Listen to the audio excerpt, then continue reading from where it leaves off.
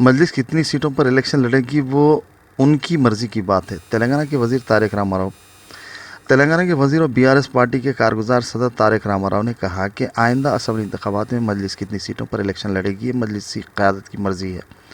मैं नहीं मानता कि लोग मजहब की बुनियाद पर वोट देते हैं। केटीआर ने कहा कि उन्हें यकीन है कि मजहब से क़त्ए नज़र एक अच्छी हुकूमत के इंतखाब को अवाम तरजीह देते हैं। केटीआर ने कहा कि तेलंगाना में बीजेपी नहीं है।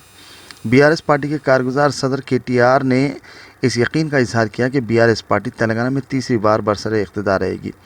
बीआरएस 90 से 100 सीटों पर आसानी से जीत हासिल करेगी। केटीआर ने कहा कि केसीआर दोबारा चीफ मिनिस्टर बनेंगे। अच्छी कारकर्दगी के हामिल तमाम एमएलएस को दोबारा टिकट दिया जाएगा। उन्होंने मशवरा दिया कि नाक़िस कारकर्दगी रखने वाले एमएलएस को अपनी कारकर्दगी को बेहतर बनाने की ज़रूरत है। केटीआर ने तेलंगाना भवन में मीडिया से गैर रस्मी बातचीत के दौरान ये तबसरा किया। उन्होंने कहा कि बीआरएस दूसरी रियासतों में मुकाबला करने के बारे में सोच रही है। केटीआर ने कहा कि हमारी पार्टी ने आंध्र प्रदेश में भी प्रोग्राम शुरू किए हैं।